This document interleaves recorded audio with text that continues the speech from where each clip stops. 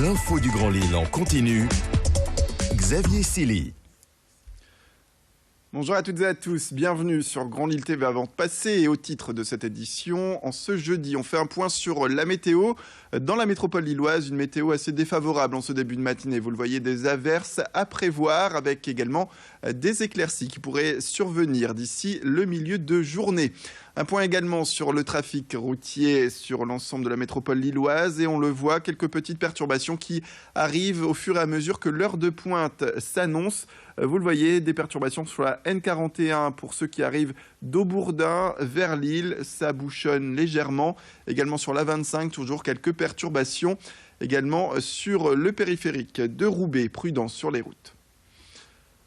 Les titres de l'actualité avec une grippe particulièrement dangereuse selon la ministre de la Santé. Cette grippe qui arrive à grands pas en France depuis Noël. Dans la région, les cas se succèdent avec toujours de plus en plus de patients fragiles qui doivent être hospitalisés. À Armentières, le service gériatrie ressent déjà les conséquences de cette épidémie. Côté patients, la totalité des 20 lits qui composent le service sont réquisitionnés et 9 autres lits ont été mobilisés d'ailleurs face à l'afflux de patients âgés qui sont atteints par cette pathologie et qui sont donc bien affaiblis du fait de cette grippe. Côté équipe, 3 soignants d'un autre service sont en renfort et le service de jour a même été ouvert la nuit et les week-ends. D'après l'Agence régionale de santé, le pic de la grippe n'est pas encore atteint. Il devrait arriver en fin de semaine prochaine. Le plan blanc qui réquisitionne les médecins hospitaliers obligatoirement a même été enclenché. L'hôpital d'Armentières redoute une très forte affluence d'ailleurs ce week-end avec le gel et la neige qui sont annoncés. Alexis Tessier s'est rendu sur place. Le pic de grippe n'est pas encore atteint, probablement pas encore, tout à fait. Voilà. Donc on n'est pas au bout de nos peines. Clairement, lorsque les patients ont des syndromes grippaux, il faut bien sûr appeler le médecin. Voilà. À lui de juger s'il faut ou non hospitaliser le patient et si possible en direct. Voire dans les EHPAD, peut-être déjà faire un test de dépistage de la grippe avant l'hospitalisation du patient. C'est disponible. Ça a été mis en place par l'ARS dans la dernière circulaire. Et puis, pour les patients qui ne sont pas encore vaccinés, il est encore temps. La grippe apporte aussi des dégâts collatéraux. L'établissement français du sang voit les dons s'amenuiser gravement dû à cette épidémie, car la grippe empêche les donneurs de remplir leurs devoirs pendant 15 jours après avoir contracté cette maladie. Il faut donc appeler les donneurs moins réguliers. L'organisme, pour cela, va à la pêche aux candidats en les sollicitant par téléphone ou via différentes campagnes. L'appel aux dons est d'autant plus nécessaire que les stocks se conservent mal. Pour rappel, les globules rouges se conservent 42 jours et les plaquettes, elles, seulement 5 jours. Florence Desproges, la directrice de la communication pour l'établissement français du sang dans la région, est venue nous parler de ce geste qui reste important et assez rapide à effectuer. Ce geste citoyen est à la portée de chacun. Il dure environ 45 minutes.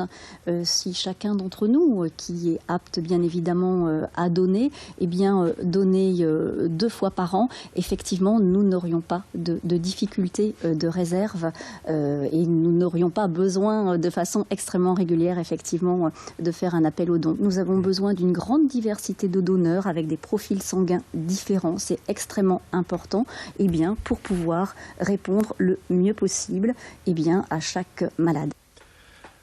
Et depuis hier, les rabais fleurissent dans les magasins et les amateurs de bonnes affaires s'affairent justement dans les rayons. Ce sont les soldes d'hiver qui sont arrivés, bien sûr. Une période qui peut avoir perdu de son charme avec l'arrivée de plus en plus forte des ventes privées. Et oui, depuis plusieurs saisons, ces remises réservées aux clients fidèles des enseignes arrivent juste avant les soldes, ce qui rallonge le temps des remises. Le résultat est là, moins de monde dans les allées pendant les soldes et un étalement plus important, donc des flux dans le temps.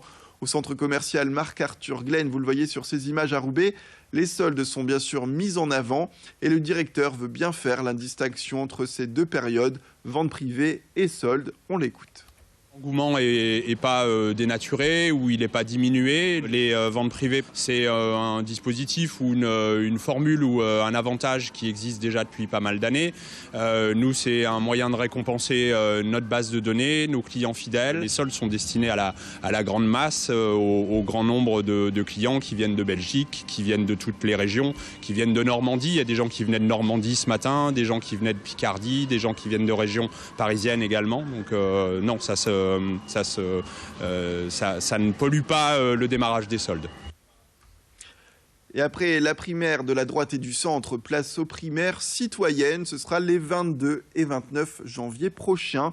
7 candidats issus de plusieurs partis de gauche sont en compétition pour devenir le candidat du Parti socialiste aux élections présidentielles.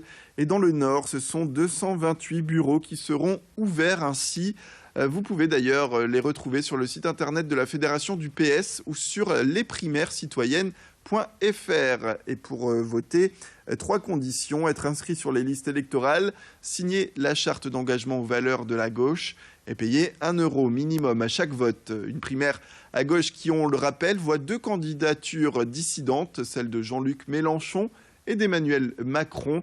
Martine Filleul, la secrétaire générale de la Fédération Nord du PS, revient d'ailleurs sur ce grand moment, sur ces primaires qui arrivent à grands pas. Finalement, après réflexion, je pense que ce calendrier est le bon, parce que la primaire de droite a montré le caractère radical, on va dire, de la droite et du candidat Fillon, et a suscité une attente et une envie de gauche et de bons candidats de gauche pour la présidentielle. Et donc, finalement, je trouve que le calendrier de la primaire à gauche est le bon calendrier.